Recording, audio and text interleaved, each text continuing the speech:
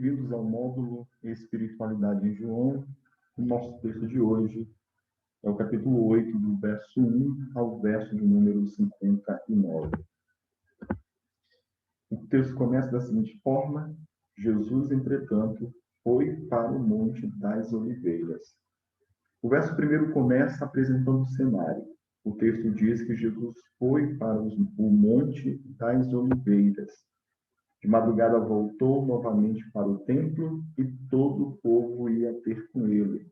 Assentando, os ensinava. O pátio externo do templo servia como um ponto de encontro para muitos escribas se reunirem seus alunos ao redor, terem a oportunidade de expor a lei. Jesus usa as mesmas instalações, mesmo que o seu conteúdo não pudesse facilmente ser comparado com o que outros ensinavam. O texto destaca que todo o povo ia ter com ele, e assentado os ensinava. Os escribas e fariseus trouxeram à sua presença uma mulher surpreendida em adultério, e fazendo-a ficar em pé no meio de todos, disseram a Jesus: Mestre, esta mulher foi apanhada em flagrante adultério. Os escribas eram os mestres da lei, os que tinham a responsabilidade de estudar e ensinar a lei ao povo. Porém, no primeiro século, eles assumiram não somente um papel de mestres da lei, como também uma espécie de advogados. Diz o texto que eles chamam de Jesus mestre, ou seja, de rabi.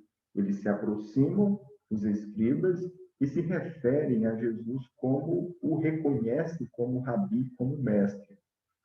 Apesar de que esse termo era utilizado para se referir a um mestre reconhecido pela comunidade, neste caso, esse termo está sendo usado simplesmente na tentativa de introduzir um questionamento com a intenção de apanhar Jesus em alguma falta. A situação apresentada é uma mulher que foi apanhada em adultério. O que nos chama a atenção nessa situação é que não é mencionado a outra parte envolvida. Não há nenhuma justificativa. Não sabemos se o homem conseguiu fugir ou abandonou a mulher, ou se os líderes tentaram, de alguma forma, beneficiar o homem, não trazendo e nem expondo ele naquela situação. O que fica claro é que o julgamento está sendo tendencioso, pois o principal objetivo não é tratar o caso da mulher, não é tratar o pecado em si, pensando na restauração da mulher ou de ambas as partes, mas principalmente apanhar Jesus em alguma falta. Isso vai ficar claro nos versos seguintes. E na lei nos mandou Moisés que tais mulheres sejam apedrejadas. Tu, pois, que dizes? Observe como eles apresentam primeiramente a lei e o que a lei determinava, e em seguida questionam a Jesus na tentativa dele ou falar contra a lei ou a favor da lei. O apedrejamento era uma punição biblicamente prescrita para uma virgem noiva que fosse sexualmente infiel a seu noivo. Uma punição que deveria ser aplicada aos dois parceiros sexuais, como nos mostra o texto de Deuteronômio.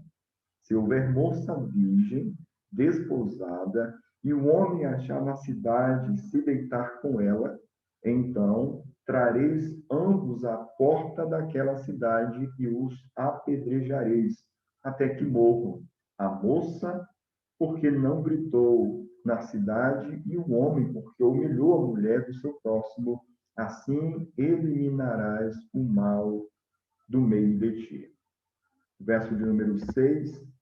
Isto diziam eles, tentando para terem de que o acusar. Mas Jesus, inclinando-se, escrevia na terra com os dedos. Se ele não aplicasse o que a lei determinava, isso seria interpretado como uma grande ofensa, pois ele estava sendo reconhecido pelos fariseus como um mestre, como um rabi. A sua recusa em não aplicar a lei poderia também transmitir algum tipo de rejeição em relação à própria autoridade de Moisés ou autoridade da lei para com o povo.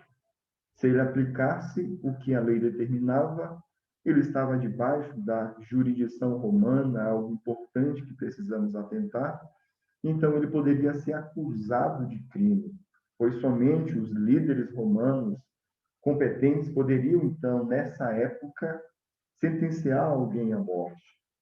O ponto central aqui é que Jesus está diante de um dilema.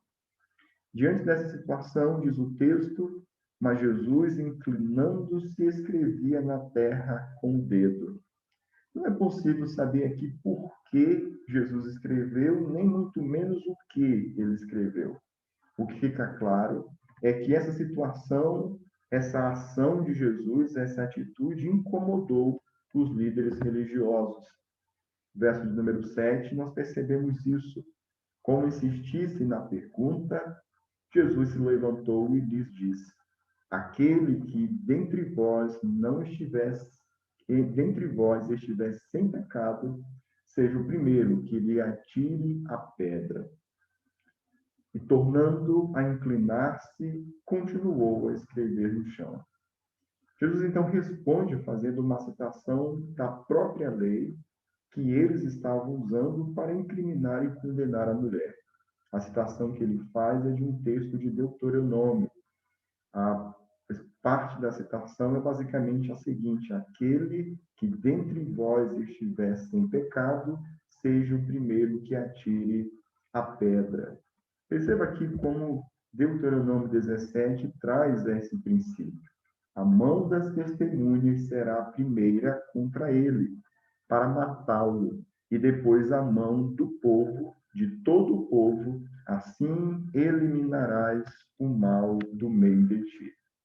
O que a lei determinava era que as testemunhas do crime devem ser as primeiras a atirar pedra e não podem ter participação no crime em si. Quando Jesus declara aquele que dentre vós estiver sem pecado, não significa aqui que era esperado das autoridades não ter cometido nenhum tipo de pecado ao longo da vida. Não é esse o ponto. Significa que eles não deveriam ser culpados daquele pecado em particular que a pessoa estava sendo acusada. Ou seja, a testemunha que presenciou o crime deve ser a primeira a atirar a primeira pedra. Porém, desde que ela não tenha algum envolvimento com aquele mesmo pecado ou com o pecado daquela mesma natureza. O que Jesus está dizendo para os seus oponentes é eles poderiam aplicar o que a lei determinava em relação a um crime de imoralidade, que era o caso, somente se eles estivessem isentos de tal pecado. Observe como isso vai ficar muito claro a partir do versículo de número 9. Mas, ouvindo eles esta resposta e acusados pela própria consciência, foram-se retirando um por um, a começar pelos mais velhos até aos últimos, ficando só Jesus e a mulher no meio onde estava. Aqueles que tinham vindo para envergonhar Jesus saem agora envergonhados. Diz o texto que eles foram acusados pela própria consciência. Desde os mais velhos até os mais jovens, todos foram se retirando e deixando somente Jesus e a mulher. Verso de número 10, erguendo-se Jesus e não vendo a ninguém mais além da mulher, perguntou-lhe: mulher, onde estão aqueles teus acusadores? Ninguém te condenou? Respondeu ela: ninguém, Senhor. Então lhe disse Jesus: nem eu tampouco te condeno. Vai e não peques mais. Jesus, sozinho com a mulher, dirige-se a ela pela primeira vez. E aqui a gente percebe a forma respeitosa como Jesus a trata. Ele não a chama pelo pecado, mas sim por mulher. E, de fato, não pergunta, aqui Jesus não está perguntando se ela é culpada ou não, mas se há outros que a condenam. Que ela é culpada, isso fica já evidente pelas palavras que ele vai aplicar no verso número 11, no final, quando ele diz, no verso número 11, vai e não peques mais. Ou seja, ele tinha compreensão de que, de fato, aquela mulher tinha se envolvido com algo ilícito. Mas ela responde à pergunta dele de forma direta: ninguém, Senhor. Apesar das exigências da lei de Moisés, Jesus, nessa instância, diz: eu também não a condeno. A declaração de Jesus feita à mulher evidencia que ele não veio para condenar, e sim para salvar. Em resposta à misericórdia recebida, a mulher deve se manter afastada do pecado praticado. O texto vai dizer: vai e não peques mais. No verso número 18, 12, diz o seguinte: de novo lhes falava Jesus, dizendo: eu sou a luz do mundo. Quem me segue não andará nas trevas. Pelo contrário, terá a luz da vida. Provavelmente o versículo 12 esteja relacionado ainda dentro daquele contexto da festa das cabanas. Dentro desse contexto, Jesus declara: eu sou a luz do mundo. Jesus diz que os que o seguem, não andam em trevas, muito pelo contrário, têm a luz da vida. Ele mostra que essa luz não tem como finalidade simplesmente iluminar, mas ela tem como finalidade conceder vida. Versículo número 13. Então lhe objetaram os fariseus: tu dás testemunho de ti mesmo, logo o teu testemunho não é verdadeiro. Os fariseus estão usando as mesmas palavras de Jesus para o reprová-lo. Jesus havia estabelecido esse princípio, nós já vimos aqui lá no capítulo 5. No capítulo 5 ele disse: se testifico acerca de mim mesmo, o meu testemunho não é válido. Verso número 14, respondeu Jesus e disse-lhes: posto que eu testifico de mim mesmo, o meu testemunho é verdadeiro. Porque sei de onde vim e para onde vou, mas vós não sabeis de onde venho nem para onde vou. Mas os fariseus, na realidade, entenderam mal o pronunciamento anterior que Jesus havia feito sobre essa questão do testemunho lá no capítulo 5. Infelizmente, os fariseus entenderam suas palavras em um sentido puramente jurídico, como se ele tivesse interessado em nada mais do que estabelecer os critérios legais para um testemunho aceitável. Não é isso que Jesus tem em mente.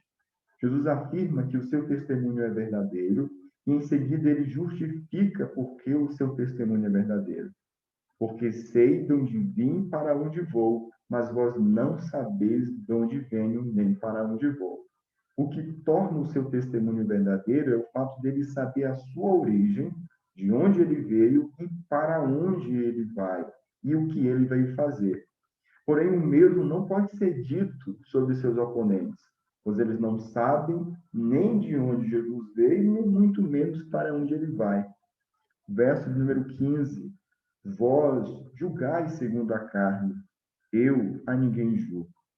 Infelizmente, ao avaliar quem é Jesus, os seus oponentes estão julgando por padrões humanos, ou seja, de acordo com a carne. Quanto a si mesmo, Jesus declara: eu a ninguém julgo. Jesus quer dizer que ele não julga a ninguém de forma como os seus oponentes estão julgando, segundo ou seguindo os mesmos critérios. Isto é, ele não apela aos critérios superficiais e carnais para, de acordo com isso, avaliar as pessoas. Mas isso não significa que Jesus não julga em nenhum sentido. Isso vai ficar claro no verso seguinte. Se eu julgo, o meu juízo é verdadeiro, porque não sou eu só, porém eu e aquele que me enviou. Aqui Jesus não está se referindo ao julgamento escatológico.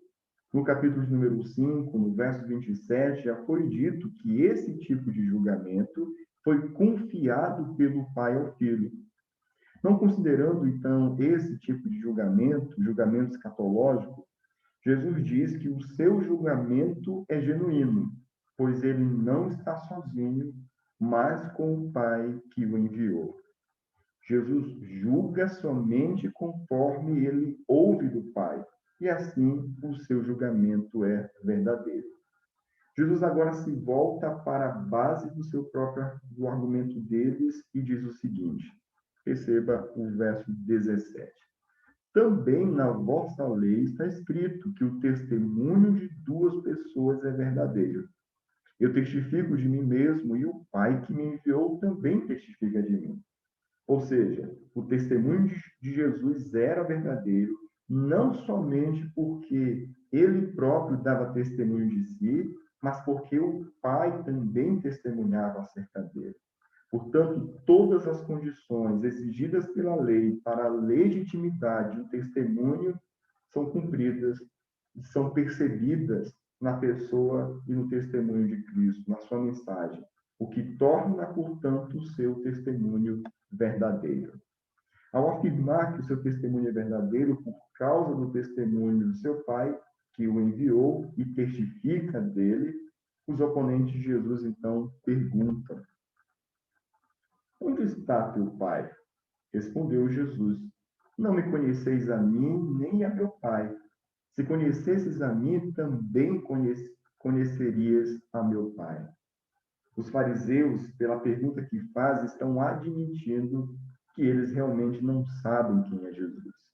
Jesus diz que eles não o conhecem, pois não conhecem seu Pai. Ou seja, a incapacidade deles de conhecer Jesus testifica que eles realmente não conhecem o próprio Deus.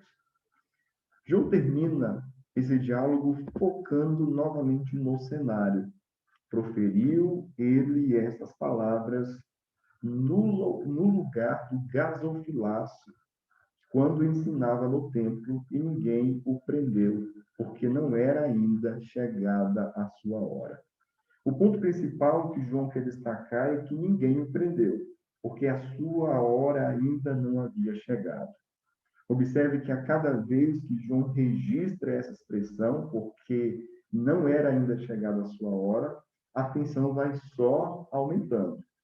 A cada momento, o desejo por parte dos líderes religiosos de matar a Jesus aumenta. Porém, a sua hora não seria determinada por eles ou por qualquer outra circunstância, mas pela vontade e propósito de Deus. Verso de número 21, de outra feita, lhes falou, dizendo: vou retirar-me e vós me procurareis, mas perecereis no vosso pecado. Para onde eu vou, vós não podeis ir. A expressão de outra feita significa de novo. Novamente, Jesus declara: vou retirar-me. Essa declaração de Jesus diz respeito à sua morte, ou seja, ao meio pelo qual ele vai para o seu Pai. Depois que Jesus voltasse para o Pai, eles o continuariam procurando. Muito provavelmente, Jesus esteja se referindo ao fato de que, depois da sua volta, da sua ida para o Pai, os judeus continuariam procurando o Messias prometido. Se o fizerem, eles não poderão encontrá-lo, é isso que ele está dizendo. Muito pelo contrário, diz o texto: perecereis no vosso pecado. Muito provavelmente, Jesus esteja se referindo ao pecado da incredulidade. Eles continuariam não crendo no Messias e rejeitando a sua mensagem. Jesus conclui dizendo: para onde eu vou, vocês não podem ir. Não há possibilidade de se rejeitar o Filho e ainda assim desfrutar da presença do Pai. Verso de número 22. Então diziam os judeus: terá ele acaso a intenção de suicidar-se? Por que diz: para onde eu vou, vós não podeis ir? Assim como aconteceu no capítulo 7, eles são incapazes de imaginar o que Jesus quer dizer com vou retirar. Lá no capítulo 7, Eles se perguntaram se ele estava planejando uma missão entre os gentios. Aqui, eles se perguntam se ele está planejando um suicídio. Verso seguinte: e prosseguiu: vós sois de cá de baixo, eu sou lá de cima, vós sois deste mundo, eu deste mundo não sou. Jesus deixa claro, fica de forma muito evidente, que essa especulação equivocada deles, declarando que ele e eles vêm dos dois ambientes completamente distintos. Esse é o ponto central. Todo esse questionamento e a forma grosseira como eles se manifestam por não entender o que Jesus estava dizendo, Jesus agora vai mostrar a origem disso, o porquê dessa reação. E basicamente ele vai dizer que ele é lá de cima, isso é, não deste mundo, mas do céu, enviado pelo seu próprio Pai, e eles estão aqui de baixo, ou seja, deste mundo natural. O contraste não é entre o mundo espiritual e o mundo material, não é esse o ponto central, mas entre a esfera do próprio Deus e a esfera da sua criação caída e rebelde. O mundo que odeia Jesus porque ele testifica e o que faz o que ele faz é mal. Por isso que, de fato, há essa separação, essa diferença entre o mundo criado por Deus e a esfera onde Deus vive e esse mundo natural, o mundo caído, que é apresentado como rebelde diante do Senhor e das suas obras. Esse é o motivo fundamental, porque os oponentes de Jesus não podem nem reconhecer quem ele é, nem entender o seu ensino. Verso de número 24: por isso eu vos disse que morrereis nos vossos pecados, porque se não crerdes que eu sou, morrereis nos vossos pecados. Jesus agora fala tanto do pecado da incredulidade, quanto dos demais pecados praticados pelos líderes religiosos. No texto anterior, ele usou o pecado no singular, apontando para o pecado específico ou para o pecado da incredulidade. Aqui ele fala de pecado no plural, se referindo a todas as demais práticas que a incredulidade poderia levar alguém a realizar. Por causa dessa condição, Jesus acrescenta: se vocês não crerem que eu sou, de fato morrerão em seus pecados. A pressuposição, sem dúvida, é que a única possibilidade de escapar encontra-se na genuína fé. Sobre essa condição, homens e mulheres não morrerão em seus pecados. Mas em que eles devem crer? Essa é uma questão central. A cláusula condicional provê o objeto próprio de fé. Se vocês não crerem que eu sou, o crer está diretamente relacionado ao entendimento da pessoa de Cristo. Os oponentes não entendem a resposta de Jesus, então questionam. No verso 25. Então lhe perguntaram: quem és tu? Respondeu-lhes Jesus: que é que desde o princípio vos tenho dito. O ponto que Jesus reforça, sem responder diretamente à pergunta, é que quem ele é vem sendo dito desde o início do seu ministério. Desde o início, por meio de sinais, por meio de vários ensinos, Jesus havia declarado várias vezes inúmeras verdades acerca da sua pessoa e da sua identidade. Verso número 26, muitas coisas tenho para dizer a vosso respeito e vos julgar. Porém, aquele que me enviou é verdadeiro, de modo que as coisas que dele tenho ouvido, essas digo ao mundo. Jesus responde mostrando o conhecimento que ele tem deles e de que maneira esse conhecimento está sendo usado contra eles. Diferentemente dos seus oponentes, que sabem muito pouco sobre a pessoa de Jesus, Jesus tem muita coisa para dizer a respeito deles. Porém, isso servirá para o próprio juízo do povo. Porém, a sua tarefa é pregar o que ele ouviu da parte daquele que o enviou e transmitir essa mensagem, então, ao mundo. Mas isso não significa que ele esteja agora falando por sua própria iniciativa, pois tudo o que Jesus diz ao mundo, ele ouviu daquele que o enviou. E este é verdadeiro. Verso número 27. Eles, porém, não atinaram que lhes falava do Pai. Quando Jesus disse aquele que me enviou, no verso 26, os judeus não entenderam que ele estava falando basicamente acerca do Pai.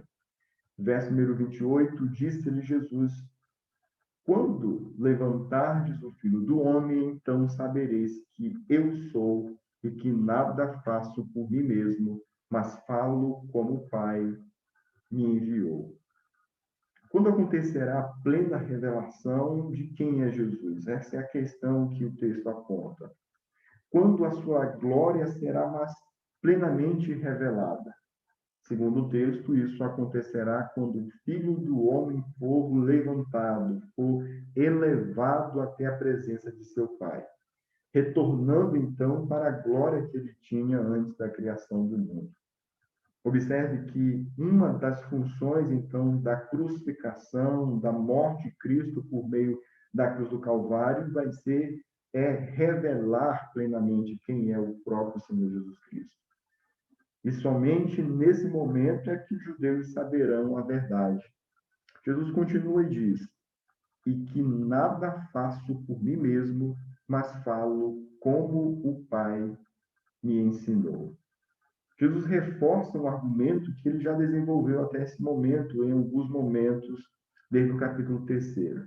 Jesus entende que tanto o seu ensino sobre a cruz, como a sua crucificação, estão dentro da vontade do Pai. E aquele que me enviou está comigo, não me deixou só, porque eu faço sempre o que lhe agrada. Essa declaração de Jesus é importante, principalmente porque nesse momento Jesus está se aproximando do caminho da crucificação, do sofrimento, e ele sabe perfeitamente disso.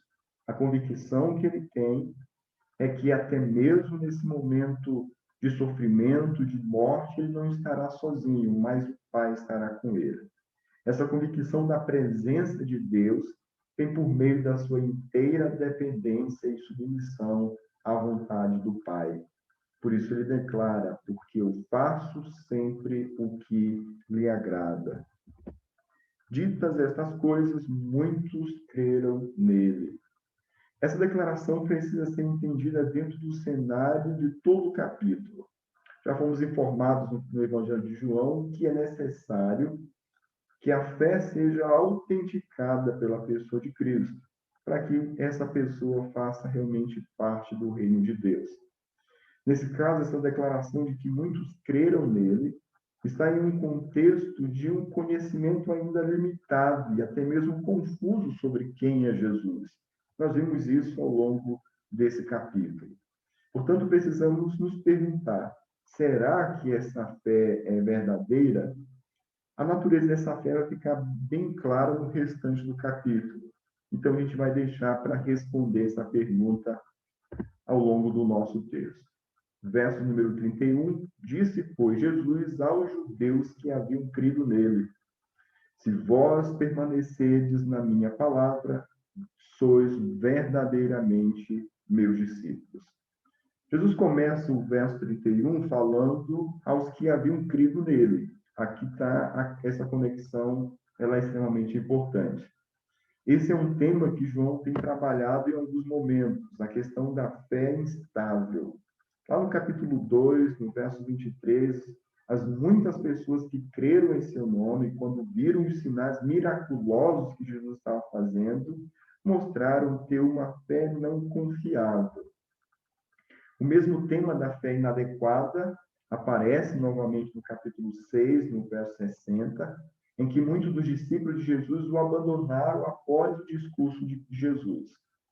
Mas Jesus agora apresenta exatamente aquilo que separa a falsa fé da verdadeira fé. o que separa os discípulos instáveis de discípulos genuínos. O ponto central é o seguinte: se vocês permanecerem firmes na minha palavra, verdadeiramente serão os meus discípulos. Jesus destaca a perseverança como a marca da verdadeira fé, dos verdadeiros discípulos, como a característica dos verdadeiros discípulos.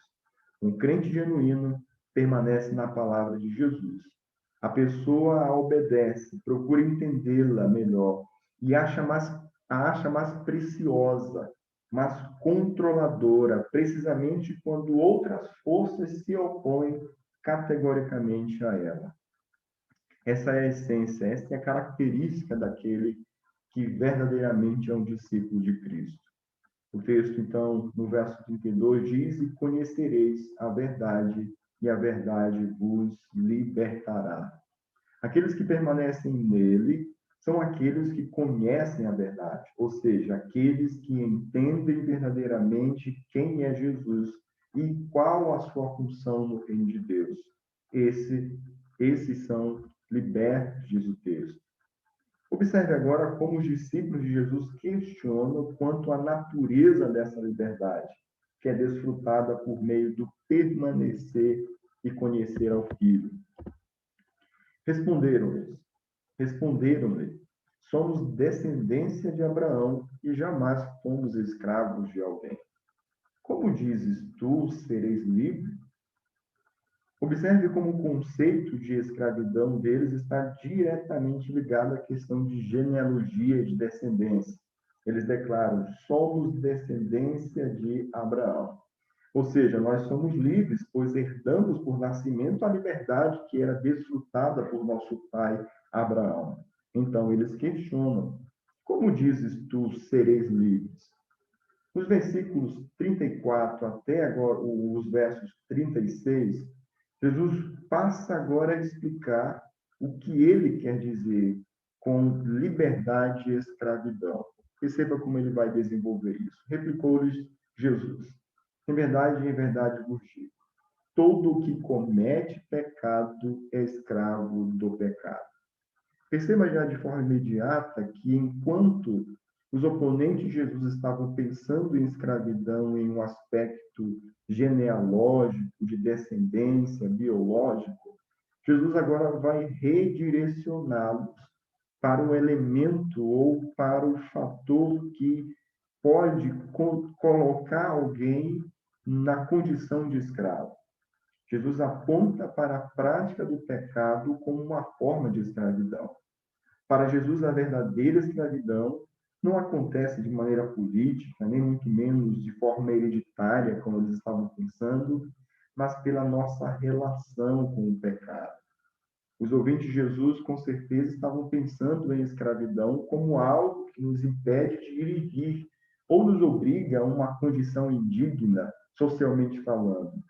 Mas Jesus diz que, mesmo que eles tivessem direito de realizar, de ir e vir ou fazer qualquer coisa, ou seja, desfrutar-se de uma liberdade física, ainda assim eles estavam vivendo na prática do pecado e, consequentemente, eram considerados escravos.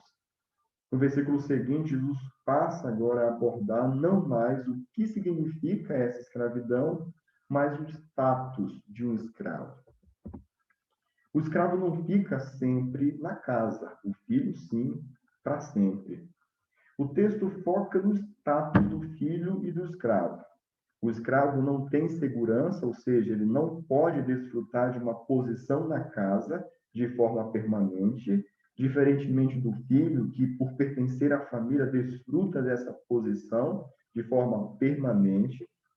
Os judeus pensam em si mesmos como os filhos de Abraão, mas na realidade eles são, segundo essa analogia, os escravos do pecado. Como filhos de Abraão, os judeus se sentiam espiritualmente seguros, porque, como foi dito, o escravo não tem lugar permanente na família. Jesus, então, aplica isso à sua pessoa, dizendo da seguinte forma: se, pois, o Filho vos libertar, verdadeiramente sereis livres. Jesus desfruta não só da posição de filho, mas exerce plena autoridade, investida nele pelo Pai, para libertar escravos. Aqueles a quem Jesus liberta da tirania do pecado são realmente livres. A verdadeira liberdade não é a liberdade para fazer qualquer coisa que quisermos, mas a liberdade para fazer a vontade do Pai. Pensei que sois descendência de Abraão, contudo procurais matar-me, porque a minha palavra não está em vós. Os judeus ligam a liberdade que professam a seu status como a descendência ou semente de Abraão. Assim, Jesus agora se volta para essa questão que foi levantada por ele lá no versículo 33. Mesmo no Antigo Testamento, a descendência física de Abraão não era suficiente para conceder salvação ou para levar alguém, fazer alguém se tornar parte do reino de Deus. Ninguém era salvo por simplesmente ser descendente de Abraão. Portanto, Jesus reconhece que biologicamente eles fazem parte da descendência de Abraão, porém, a evidência de que eles não fazem parte da família de Deus é declarado na parte B do versículo. Contudo, procurais matar-me, porque a minha palavra não está em vós. Verso de número 38. Eu falo das coisas que vi junto de meu Pai. Vós, porém, fazeis o que vistes em vosso Pai. Jesus já usou esse argumento em outro local. A ideia de que o filho faz aquilo que vê o pai fazendo. Ou seja, assim como a conduta de Jesus revela o caráter do seu pai, da mesma forma a intenção dos judeus de matar a Jesus revela o caráter do pai deles. Então, lhe responderam: nosso pai é Abraão, disse-lhe Jesus. Se sois filhos de Abraão, praticai as obras de Abraão. Abraão foi conhecido como homem de fé que obedeceu a Deus. Ele foi submisso a Deus até mesmo quando Deus pediu o que de mais valioso ele possuía, seu próprio filho. Porém, essa atitude de fé e de obediência, que era visível na pessoa de Abraão, não estava presente ou não poderia ser vista na vida dos oponentes de Jesus. Eles se declaram filhos, mas não praticam aquilo que o seu pai pratica. É esse o ponto que Jesus coloca. Por isso, Jesus diz: se sois filhos de Abraão, praticai as obras de Abraão. Mas agora procurais matar-me a mim, que vos tenho falado a verdade que ouvi de Deus. Assim não procedeu Abraão. Observe como Jesus relaciona a atitude de Abraão em relação a Deus e a atitude do povo em relação a ele. A verdade que Jesus havia falado, ele falara da parte de Deus, isso já ficou muito claro.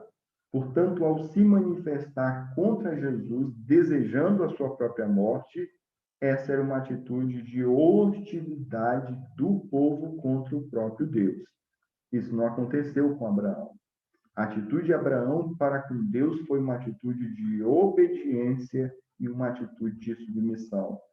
Por isso, Jesus está colocando de que assim não procedeu Abraão, ou seja, diferentemente do povo que procurava matar a Jesus pelo fato de ter falado a verdade que veio do próprio Deus, Jesus está mostrando que esse padrão, essa reação, não foi vista na pessoa de Abraão. Vós fazeis as obras de vosso pai, disseram-lhe eles. Nós não somos bastardos, temos um pai que é Deus. Mais uma vez, Jesus acusa os seus oponentes de agirem segundo as obras do seu pai. Porém, agora, eles respondem não mais se referindo a Abraão, mas ao próprio Deus. Eles agora reivindicam ter como pai o próprio Deus, ou seja, eles reivindicam terem nascido na família do próprio Deus. verso número 42. Replicou-lhes Jesus: Se Deus fosse de fato vosso Pai, certamente me haveis de matar, de me amar, certamente me haveis de amar, porque eu vim de Deus e aqui estou, pois não vim de mim mesmo, mas ele me enviou. Jesus usa o mesmo princípio, a filiação espiritual, no único sentido que importa é atestado por sua semelhança e conduta, seja o pai, Abraão ou Deus. O ponto central basicamente é o mesmo. Os filhos de Abraão deveriam ou são caracterizados por agirem à semelhança de Abraão. Da mesma forma, os filhos de Deus são reconhecidos por agirem segundo Deus. Uma evidência de que eles seriam de fato filhos de Deus seria uma atitude de amor para com a pessoa de Jesus. E aí a justificativa apresentada para isso é porque Jesus diz: Eu vim de Deus e aqui estou, pois não vim de mim mesmo, mas ele me enviou. A certeza que Jesus tem de que ele veio de Deus e foi enviado por Deus lhe assegura de que os judeus não pertencem à mesma família e não possuem o mesmo pai. Jesus então levanta um questionamento. Vós sois, qual a razão por que não compreendeis, verso número 43. Qual a razão por que não compreendeis a minha linguagem? É porque sois incapazes de ouvir a minha palavra. Jesus não está se referindo à sua metodologia ao ensinar, ou à forma de se comunicar com os judeus, quando ele pergunta: por que não compreendeis a minha linguagem? Não é esse o ponto. Não é aqui a sua linguagem, a forma peculiar em que ele está transmitindo uma mensagem. O ponto central não é que a metodologia que ele está utilizando é complexa demais para que eles não consigam compreender. O ponto que ele está colocando aqui é o fato de que eles não podem ouvir, ou seja, eles não estão inclinados a obedecer à mensagem de Jesus e por isso eles não conseguem entender. Esse é o ponto central. A falha não está na pessoa de Cristo, mas naqueles cujos valores e preceitos se tornam por natureza incapazes de ouvir. Qual a razão por que não compreendeis a minha linguagem? É porque sois incapazes de ouvir a minha palavra. Já que não o amam, outra paternidade, mais uma vez um relacionamento aqui vai ser colocado entre a questão ética e moral. Ela é confirmada. Perceba agora no verso número 44, como Jesus vai mostrar de forma clara a paternidade ou a origem dos seus oponentes. Vós sois do diabo, que é vosso pai, e quereis satisfazer-lhe os seus desejos. Que desejos são esses? O texto vai apresentar de forma muito clara. Perceba como o texto vai colocar essa verdade. Ele vai dizer o seguinte: o diabo foi homicida desde o princípio. O segundo desejo é que ele abandonou a verdade, pois não há verdade nele. Ou seja, quando mente, ele fala a sua própria língua, pois ele é mentiroso e é pai da mentira. Ele foi homicida desde o princípio, ele jamais se firmou na verdade. O texto vai dizer que quando ele profere uma mentira, ele fala daquilo que lhe é próprio, ele manifesta a sua própria natureza por meio do seu próprio falar. Verso de número 45. Mas porque eu digo a verdade, não me credes. Os filhos de Deus amarão tanto a verdade que eles crerão em Jesus. Esse é o ponto que ele está colocando.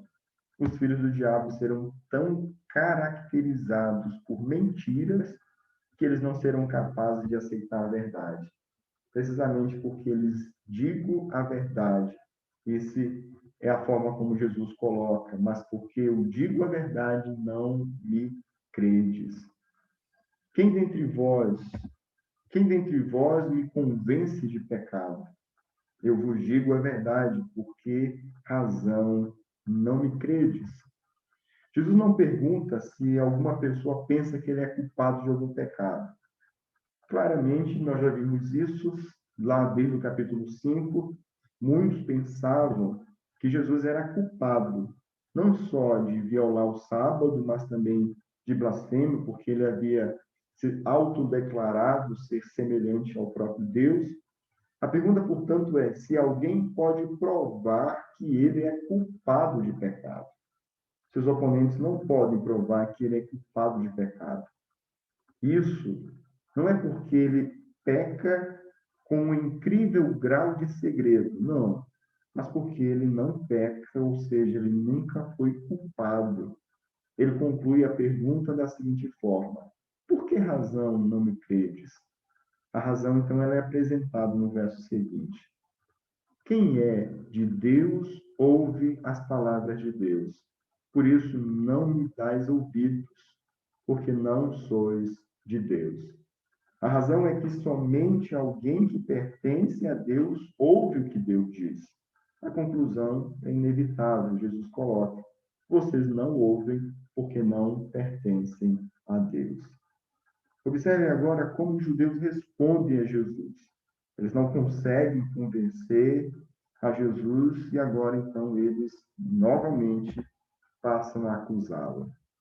Responderam, pois, os judeus e lhe disseram: porventura não temos razão de dizer que és samaritano e tens demônio? É possível, conforme se indicou, que alguns dos oponentes de Jesus pensassem que ele, por lançar calúnias sobre a paternidade deles, estava, na realidade, traiçoeiramente passando para o lado dos desprezíveis samaritanos, como eles diziam. Ou pode ser simplesmente que os acusadores de Jesus pensassem que um judeu questionar a paternidade de outros judeus era tão desprezível que somente a possessão demoníaca poderia explicar o fato. Verso número 49, replicou Jesus: eu não tenho demônio, pelo contrário, honro a meu Pai, e vós me desonrais. Jesus nega que esteja endemoniado. Suas declarações e comportamentos não são fruto da arrogância, da demência, mas simplesmente de sua obediência. Por dizer e fazer sempre somente o que o Pai lhe dá para fazer, ele então apresenta o que move o seu coração a proferir, a sua boca a proferir as palavras, é, na verdade, o desejo pela honra, o amor pela honra do Pai.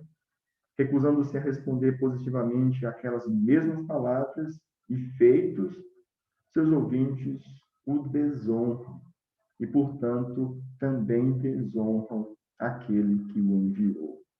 Verso número 50. Eu não procuro a minha própria glória, a quem a busque e julgue. Jesus já afirmou que ele honra o Pai. Isso ficou claro no verso anterior. E uma comprovação disso é que ele não busca a sua própria glória, diferentemente dos seus ouvintes ou dos mestres da lei, que buscavam agradar os homens, desejando alcançar a própria glória. Em verdade vos digo, se alguém guardar a minha palavra, não verá a morte eternamente. Embora Jesus tenha respondido resumidamente à acusação de seus oponentes, o propósito de sua vinda e de tudo o que ele disse é a salvação dos próprios ouvintes, não a promoção pessoal. Isso fica muito claro.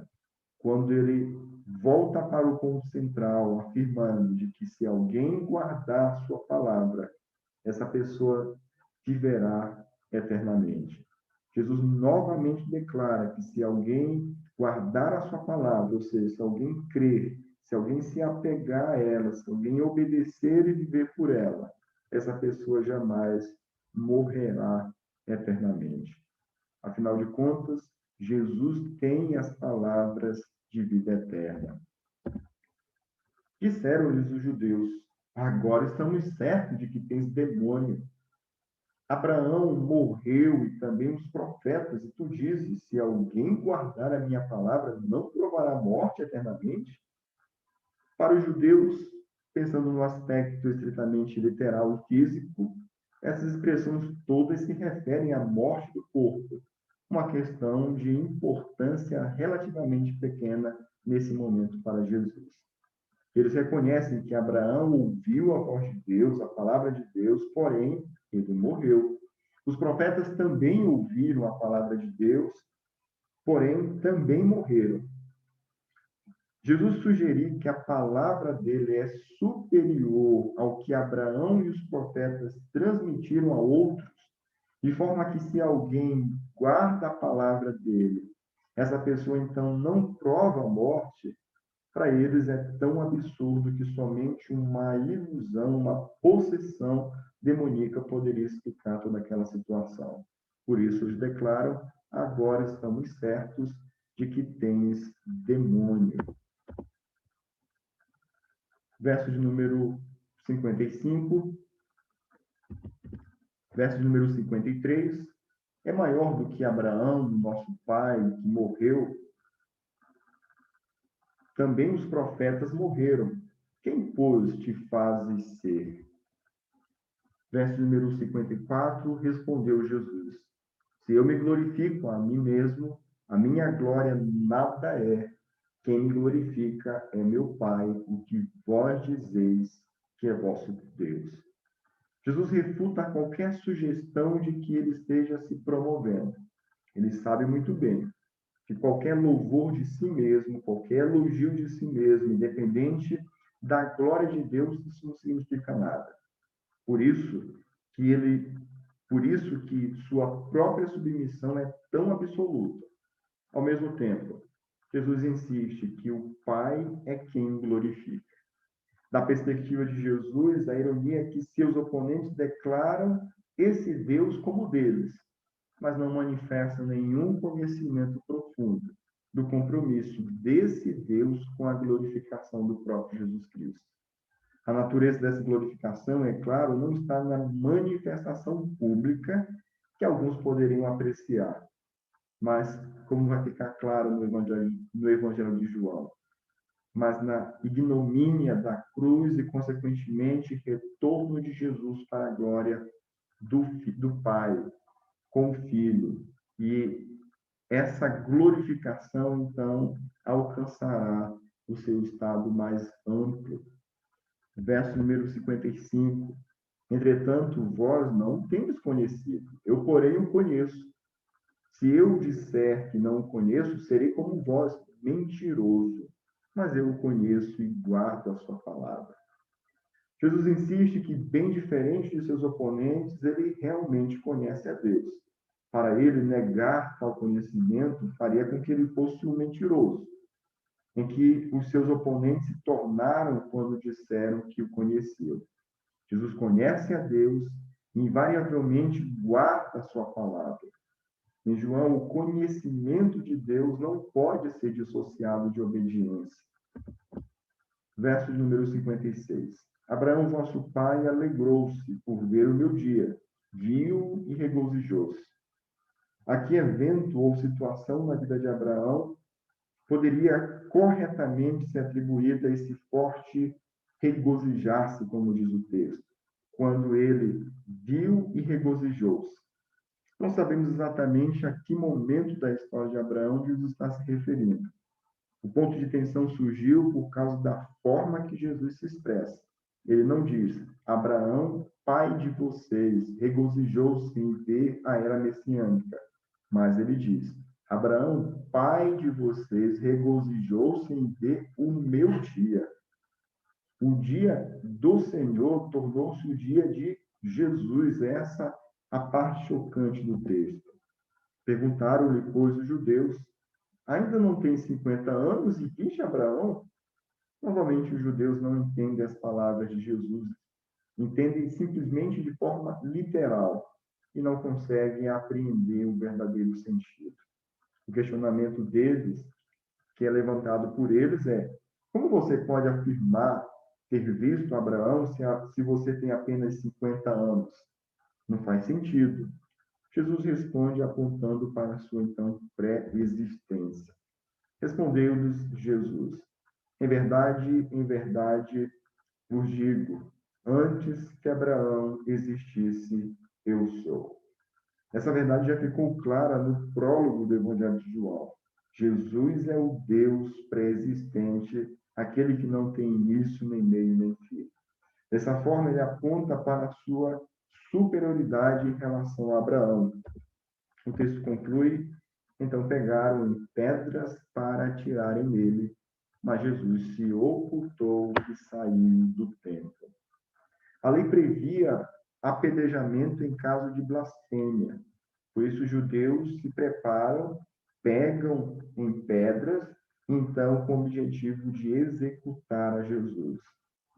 Jesus diz coisas que somente Deus diria, com base na pressuposição de que ele não tem nenhum direito de falar dessa forma. Os judeus, então, ficaram escandalizados. Jesus repetidamente escapa de ser preso até chegar a hora apontada pelo Pai. O texto vai concluir dizendo: mas Jesus se ocultou e saiu do templo.